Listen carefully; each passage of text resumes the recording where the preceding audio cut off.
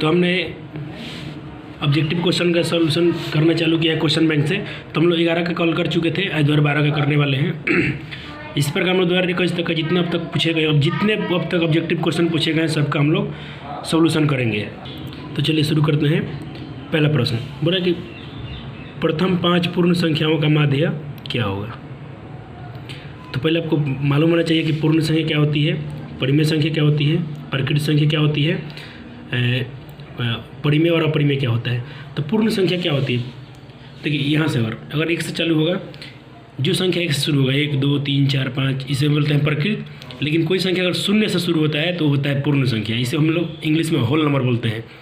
तो 5 पूछा है प्रथम, तो पहला पूर्ण संख्या 0 होता है, दूसरा 1 3 4 5, ये 5 पूर्ण संख्या 1 2 3 4 5। इसका माध्य निकालना है, बहुत आसान है, अब तो आराम से निकाल देंगे। माध्य का सूत्र होता है सबको जोड़ दीजिए और जितनी संख्या भाग दे दीजिए, यानी कुल प्रेक्षण का योग, कुल प्रेक्षणों की संख्या जोड़िए। 4 3 7 2 9 1 10, 0 के 10 रहेगा, बट्टा 5 है तो 5 से भाग देंगे। कितने बार में कटेगा, 2 बार में। आप देखिए आपका आंसर दिया होगा 2, तो आपका 2 किधर है, ऑप्शन बी। तो ऑप्शन बी आपका राइट हो जाएगा। अब बोल रहा है सवाल कि 2 वृत्तों का क्षेत्रफल का अनुपात 4:9 है, तो उनकी त्रिज्या का अनुपात क्या होगा। वृत्त का क्षेत्रफल क्या होता है, πr²। तो 2 बोला है तो एक ऊपर वृत्त लिख दिया, एक नीचे क्षेत्रफल लिख दिया। ये पहला वृत्त दूसरा वृत्त, इसीलिए मैं पहले के लिए R1 लिख दिया, दूसरे के लिए R2। सूत्र दोनों का सेम है, पाई से पाई हमारा कैंसिल हो गया, R1² बच गया और R2² बच गया। और दिया कितना है 4:1, तो 4/1 लिख सकते हैं। 4:1 को क्या लिखेंगे, 4/1। अब देखिए दोनों पास स्क्वायर हटाएंगे तो 4 का वर्गमूल क्या होगा 2, और 1 का वर्गमूल क्या होगा 1। 4 का वर्गमूल 2 और 1 का वर्गमूल 1, यानी R1 का और R2 का मान क्या आया 2/1। तो 2/1 के हम लोग 2/1 को क्या करना है, त्रिज्या के अनुपात में लिखना है इसको। R1 का मान आया है 2, R2 का मान 1, इसको अनुपात में कैसे लिखेंगे, 2/1 को ही हम लोग लिख सकते हैं 2:1। अगर 2:1 है तो क्या लिख सकते हैं 2/1। तो हमारा आंसर हो गया 2:1। तो ये रहा अपना आंसर 2:1 किधर है, ऑप्शन बी राइट। हमसे पूछा है कि tan θ √3, तो थीटा का मान क्या हुआ, यानी tan में √3 क्या होता है देखना हमको, 90 होता है कि 30 होता है कि 45 होता है कि 60 होता है। तो आपको मैं बोला था कि आप इसको याद रखिएगा, डिग्री कम से कम 0 30 45 60 90 इतना तो आपको याद होना चाहिए। साइन कोसाइन पूरा कम फॉर्म याद रखिए, इसमें से आपको हर बार पूछेगा ही, और बिना इसके हम त्रिकोणमिति बना नहीं सकते हैं। तो tan में √3 चेक कीजिए कहाँ आता है, यहाँ आता है, और ये कितना होता है 60 डिग्री। तो हमारा आंसर क्या हो गया 60 डिग्री हो गया, ऑप्शन डी इज राइट। अगला सवाल है, अब प्रश्न पूछा है कि cos 60 + 1 और cos 60 - 1 का मान निम्नलिखित में कौन होगा, 2 होगा -3। चलिए इसको बनाते हैं। cos 60 का मान कितना होता है, आपको पता होगा, cos 60 का मान होता है 1/2, प्लस में 1 है तो प्लस में 1। फिर पूछा है cos 60 - 1, तो cos 60 का मान फिर वापस में 1/2, -1 तो -1 कर दिए। अब इसको बटा के जोड़ बना लीजिए, बटे में 1 नहीं, कुछ नहीं तो 1 मान लीजिए। इसको हम बनाएंगे तो 1 और 2 के पारा में 1 के पारा में 2 बार में है तो क्रॉस खाली गुना कर दीजिए, 1 1 2 कम 2, बटा में कितना है 2। इसको भी बटा पूर्ण का घटा बना दीजिए, तो 1 - 2 हो जाएगा। अब देखिए ऊपर जोड़ेंगे तो 2 1 3 होगा, बटा में 2, और इधर 1 में से 2 जाएगा तो -1 बटा में 2। अब इसको सॉल्व कीजिए, बटा का भाग है तो ये संख्या पलटेगा ऊपर जाएगा, तो ये 2 चल जाएगा ऊपर, और ये -1 है ये आ जाएगा नीचे। 2 से 2 काट दीजिए, बच गया 3 बटा में -1। तो बटा में 1 लिखते नहीं है तो सिर्फ हमारा -3 हो गया। क्या हो गया, -3 आंसर हो गया, जो ऑप्शन बी। इसका आंसर हो गया -बी। -3 था तो इसका ऑप्शन बी में दिया गया है। देखिए सिर्फ आपको आंसर याद रटने के लिए नहीं दे रहा हूँ, आप इसको इसके सारे देखिए। आपको मैं वादे के साथ बोलता हूँ जुड़े रहिए, आने वाले समय में देखिएगा जैसे हम लोग 3-4 साल का पेपर बनाएंगे, आपके पास इतना एबिलिटी आ जाएगा कि आप 50 में 50 आंसर करेंगे, ये मेरा पूरा गारंटी है। सिर्फ आप इसको बनाते रहिए। क्या करेगा एग्जामिनर, ये सवाल को बदल देगा या कुछ और दे देगा, लेकिन आपको तो बनाने का बटक जो रहता है ये सब बना लेंगे। चलो अगला सवाल दिया है कि बड़ा सवाल की थोड़ा क्लियर नहीं हो रहा है। कहते यदि अल्फा और बीटा बहुपद f of x x² + x + 1 का के मूल है, क्या मूल है अल्फा और बीटा, तो हमको 1 + अल्फा 1/अल्फा + 1/बीटा का मान निकालना है, क्या होगा। तो हमारा दिया गया था बहुपद f of x का दिया था x² x + 1, तो हमसे पूछा क्या था कि 1/अल्फा और 1/बीटा का वैल्यू क्या होगा। ऐसे लिख लेते हैं ये ए होता है, ये बी होता है, सी होता है, हम जानते हैं बहुपद में। तो यहाँ कुछ नहीं है तो एक समझेंगे, एक्स के पास भी कुछ नहीं है गुणांक में तो एक हो गया, सी का एक दिया है, तो ए बी सी तीनों का वैल्यू एक एक है, प्लस में है, इसलिए पूछा ना इसका मान क्या होता है, बटा क्यों बना दीजिए, एक बार इधर गुना कर दीजिए तो अल्फा हो गया, एक बार बीटा इसे इधर गुना कीजिए तो बीटा हो गया, तो ऊपर अल्फा प्लस बीटा चला गया, और इसका एलसीएम क्या हो जाएगा, अल्फा इंटू बीटा। आपको पता है अल्फा प्लस बीटा क्या होता है, माइनस बी बटा ए, अल्फा इंटू बीटा क्या होता है, सी बटा ए, यानी इसको हिंदी में बोलते हैं मूलों का योगफल, इसको बोलते हैं मूलों का गुणनफल। तो मूलों का सबका मान पुट कीजिए, माइनस बी बटा ए है यहाँ पे, तो माइनस बी का मान एक और ए का मान एक, सी बटा ए तो सी का मान भी एक कट जाएगा तो एक माइनस एक बचेगा, नीचे भी सिर्फ एक बचेगा, फिर भाग लगेगा तो क्या बचेगा, माइनस एक। तो ऑप्शन में कहाँ है, यहाँ भी ऑप्शन अपना ये बी सही हो गया, 5 का भी ऑप्शन नंबर बी सही है। चलिए प्रश्न संख्या क्या बनाते हैं 6 को। वो रहा है कि यदि एक कहते हैं एक द्विघात बहुपद के मूलों का योगफल तथा गुणनफल क्रमशः 2 और 15 दिए गए हैं। तो देखिए पहले क्या लिखा है, मूलों का योगफल, यानी मूलों का गुणनफल 2 हो गया, और क्या लिखा है गुणनफल क्रमशः, तो गुणनफल ही हो गया -15। तो द्विघात बहुपद क्या होगा, आप इसको ऑप्शन से बना सकते हैं, लेकिन मैं कहूँगा कि आप ऑप्शन से मत बनिए, सिर्फ अब ये फार्मूला याद रखिए द्विघात बहुपद वाला, x² माइनस मूलों का योगफल गुना x plus alpha into beta, यानी मूलों का गुणनफल। तो x² हो गया, माइनस का माइनस, मूलों का योगफल क्या दिया गया है 2, x का x लगा दीजिए, प्लस अल्फा इंटू बीटा, यानी मूलों का गुणनफल कितना दिया गया है माइनस में 15। अब ये प्लस माइनस माइनस हो जाएगा वापस, तो x² माइनस 2x, और ये हमारा माइनस हो जाएगा, प्लस माइनस माइनस हो जाएगा 15, ये हमारा जो ऑप्शन में होगा ऑप्शन राइट हो जाएगा। तो ऑप्शन डी में है, चेक कीजिए, ऑप्शन डी में ये वाला ऑप्शन मिल जाएगा आपको, x² minus 2x minus 15, right answer. देखिए इस प्रश्न में बोला गया है कि कोई वृत्त के केंद्र, मान लीजिए वृत्त के केंद्र है, एक बिंदु बोला Q से कोई स्पर्श रेखा है, तो इसको आप लीजिए वृत्त को स्पर्श करा दीजिए, छुआ दीजिए, स्पर्श मतलब छूना होता है, छू गया, इसको आप नाम कुछ और दे दीजिए, मान लीजिए टी दे दिए नाम, इसका नाम हम लोगों ने टी दे दिया जहाँ स्पर्श किया है। और बोल रहा है कि Q से जो स्पर्श किया है वो उसकी दूरी जो है 24 है। फिर बोल रहा है कि जो Q से केंद्र तक, यानी केंद्र को हमने O नाम दिया है, यहाँ से यहाँ तक 25 है, तो ये जो हमारा कितना बचेगा अब, तो वृत्त की त्रिज्या कितनी होगी, यानी यहाँ से यहाँ तक त्रिज्या हुआ ना, ये त्रिज्या कितना होगी। आपको पता है कि वृत्त की स्पर्श रेखा त्रिज्या पर क्या होती है, लंब होती है। यहाँ देखिए समकोण त्रिभुज बन गया, ये देखिए ये वाला बोल रहा हूँ, ये समकोण त्रिभुज बन गया। तो समकोण त्रिभुज में आपका देखिए 25 है, 24 है, तो तीसरा भुजा क्या होगा, यानी 25 कर्ण हो गया, आपका आधार क्या होगा, √h²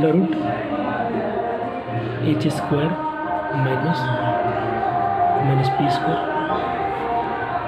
25 के स्क्वायर माइनस 24 के स्क्वायर, 24 से 25 है 576,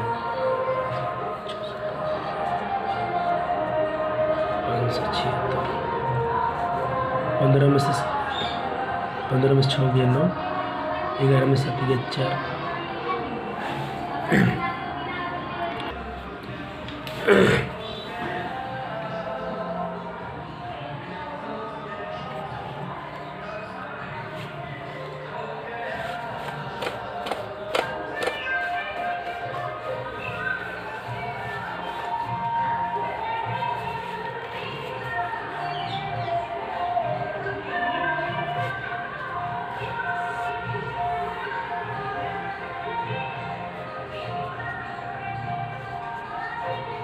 प्रथम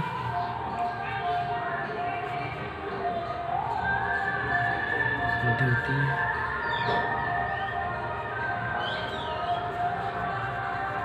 तृतीय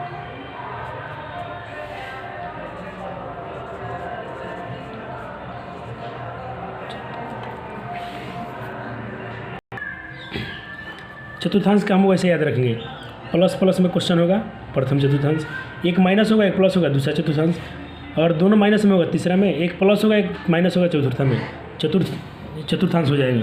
तो हमारा एक माइनस में है एक प्लस में है। 8 नंबर क्वेश्चन बोल रहा है कि -4 और 3 किधर है, माइनस में 4, यानी एक्स का मान माइनस में, वाई का मान प्लस में इधर होता है। दूसरा चतुर्थांश में एक्स का मान माइनस होता है, जिसे बोलेंगे एक्स का मान, जैसे हम लोग ग्राफ खींचते हैं तो बोलेंगे एक्स का मान -1, तो इधर आएंगे, वाई के मान 5, तो हम ऊपर जाएंगे। तो एक माइनस एक प्लस दूसरे में होता है, दूसरा हो गया। और दोनों प्लस में बोलेगा तो प्रथम चतुर्थांश, दोनों माइनस में होगा ऋणात्मक, तो तीसरा में, और ये हमारा चौथा में हो जाएगा। सिर्फ आप इसको याद कर लीजिएगा। पहला मान प्लस एक्स, ये ऐसे लिखा होगा 4 3, यानी ये प्लस में माइनस, ये भी प्लस में लिखा हुआ तो बोलिएगा पहला चतुर्थांश पहला पद में पड़ेगा। और पहला ही माइनस लिखा है, दूसरा प्लस में लिखा है, जो हमारा क्वेश्चन पूछा गया था, इसको अब दूसरा में बोलिएगा। कुछ भी पूछे, ये माइनस में हो प्लस में दूसरा में, अगर ये माइनस में हो ये भी माइनस में हो, इसको बोलिएगा तीसरा चतुर्थांश में, तीसरा पद में। और ये अगर प्लस में हो और ये वाई माइनस में हो जाए तो बोलिएगा ये चौथा चतुर्थांश है। बस इतना ही याद रखिएगा, आपका एक क्वेश्चन गारंटी से इसमें पूछेगा ही पूछेगा। देखिए मैं बार बार आपको मैं सजेशन क्यों देता हूँ क्वेश्चन बैंक से पढ़ने के लिए। देखिए अगर हमारे पास शुरू से हम पढ़ाई करते हैं, जनवरी फरवरी मार्च में अगर पढ़ाई चालू करते हैं स्टार्टिंग में, हमको अक्टूबर नवंबर तक पूरा बुक पढ़ना चाहिए, पूरा book syllabus A to Z question पढ़ना चाहिए। लेकिन जैसे हमारे पास एग्जाम के पास जब अब बुक सिलेबस खत्म हो गया, अब जो समय बचता है उसके बाद हमारा सिलेबस खत्म करने के बाद तो 2-3 महीना हमको सिर्फ क्वेश्चन बैंक पढ़ना चाहिए। आपको मैं बताऊँ, अगर क्वेश्चन उस दिन तैयारी अच्छे से करते हैं तो 95% मार्क्स आ सकते हैं। पहले सिलेबस खत्म कर लीजिए, बुक से पढ़िए, बुक पढ़ना बहुत ज़रूरी होता है। अंत में आप क्वेश्चन बैंक 2-3 महीना जरूर पढ़ाई, उसको रिवाइज कीजिए। आप पढ़ के हैं आपको सब याद ही होगा, सिर्फ वो रिवाइज करना है। देखिए ये क्वेश्चन फिर दोबारा पूछ दिया, 2011 में सेम क्वेश्चन पूछा था, फिर इसी को सिर्फ दोबारा में 2012 में पूछ दिया है। देखिए 2012 का पेपर है, 11 में पूछा था पर में, यहाँ भी हमारा आंसर यही हो जाएगा। पूछा कि निम्न में कौन परिमेय संख्या है, तो देखिए √2 से √2 कट जाएगा, 2 बचा, यही परिमेय संख्या होगा। बाकी सब तो अपरिमेय है, क्योंकि इसका वर्गमूल नहीं होता है, इसका वर्गमूल नहीं होता है, इसका वर्गमूल नहीं होता है दशमलव में होता है। तो जिसका परफेक्ट वर्गमूल नहीं होता है पूर्ण रूप से, वो अपरिमेय संख्या है। अगला सवाल, निम्न में कौन बहुपद नहीं है। इसमें पूछा कि निम्न में कौन बहुपद नहीं है।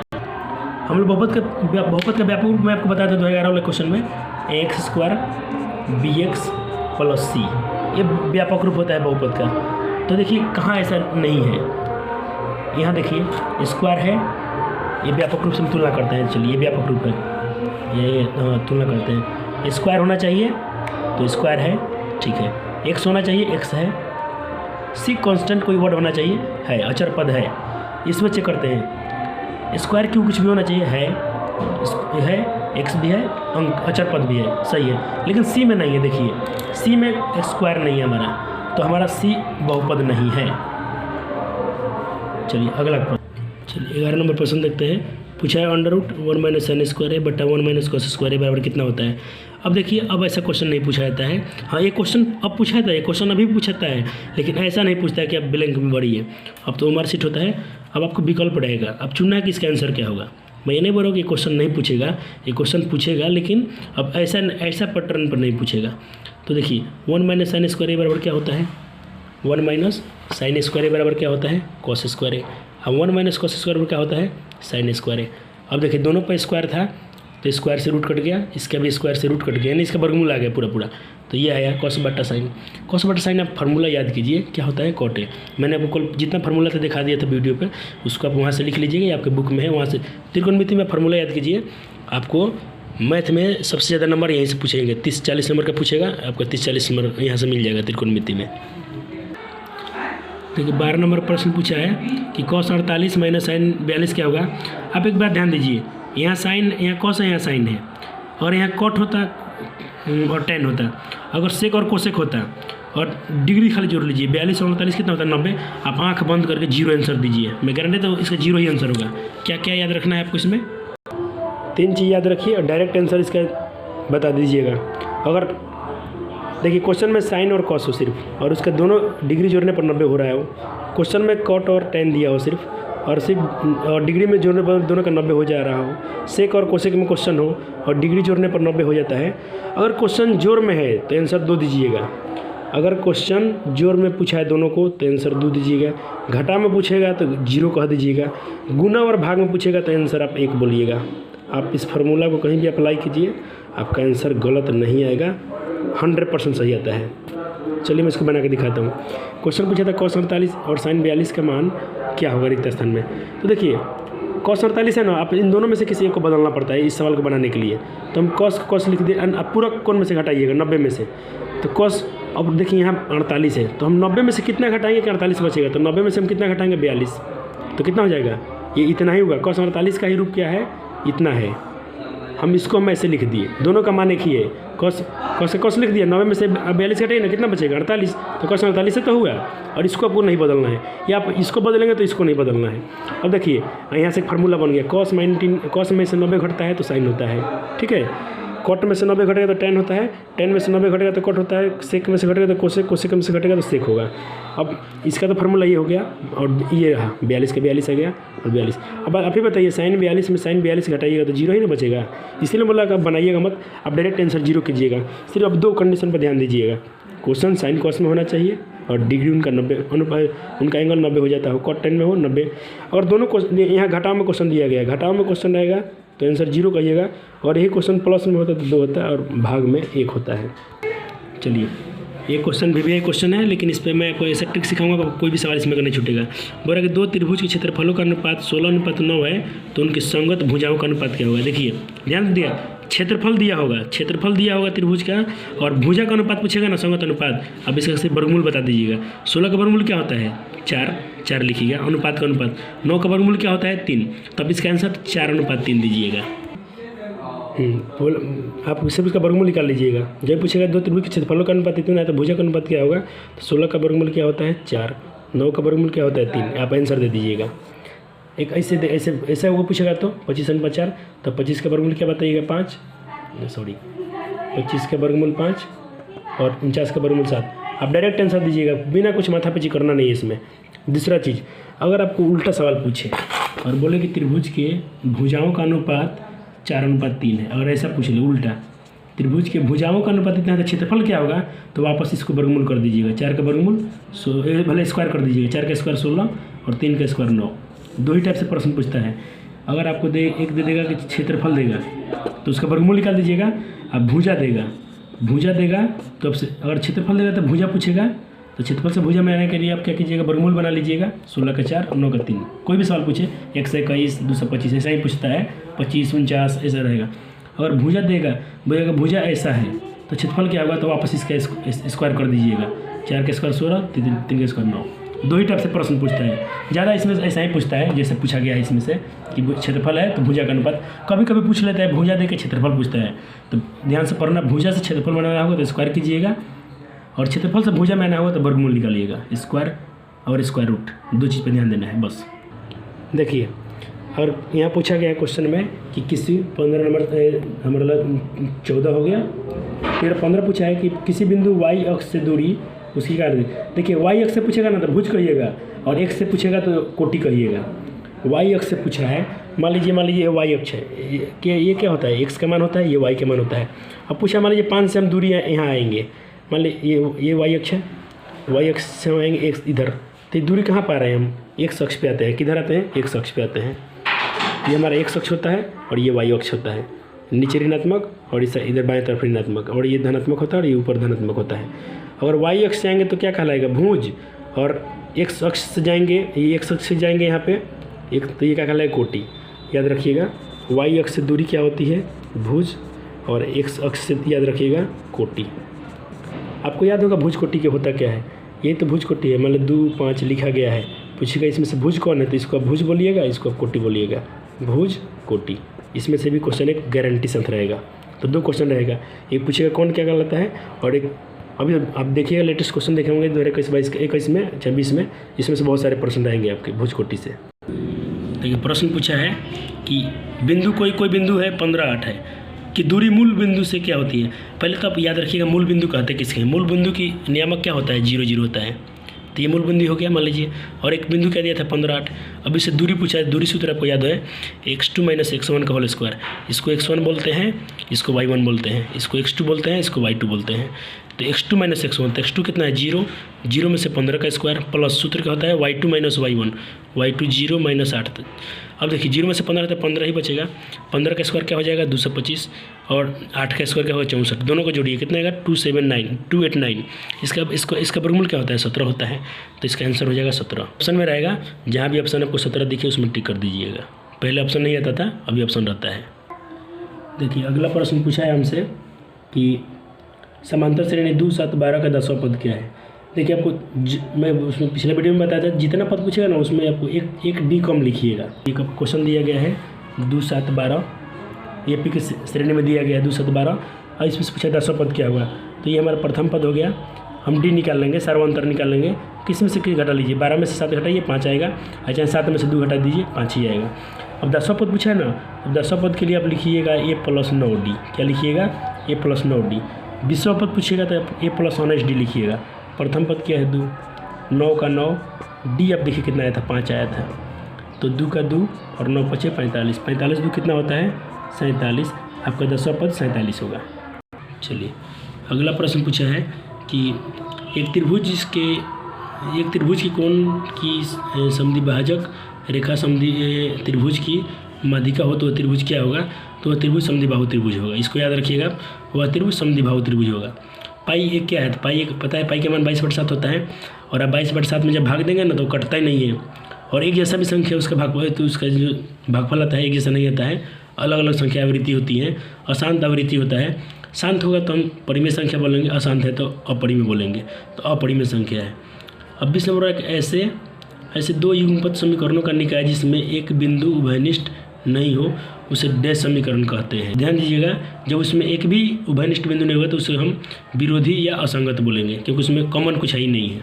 अगला सवाल बोला है कि निम्नलिखित अवर्गीकृत आंकड़ों की माध्यिका ज्ञात कीजिए।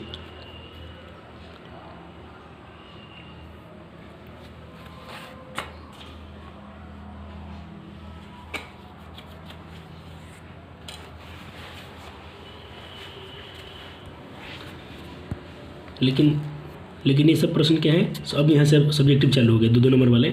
हम इसको भी करेंगे, पहले हम लोग ऑब्जेक्टिव कर लेते हैं, क्योंकि हमको पता है कि ऑब्जेक्टिव हम लोग का 50 नंबर होगा 100 में, तो फर्स्ट डिवीजन तो हम ऑब्जेक्टिव सही कर लेंगे। तो इसको यहीं पर रुकते हैं, फिर 13 का 14 का 20 तक 21 तक बना लेंगे हम लोग अब सब्जेक्टिव, उसके बाद ऑब्जेक्टिव, फिर उसके बाद हम लोग सब्जेक्टिव बनाएंगे। इसके बाद से प्रॉमिस है, वादा है, बनेगा तो बनेगा। चलिए थैंक यू।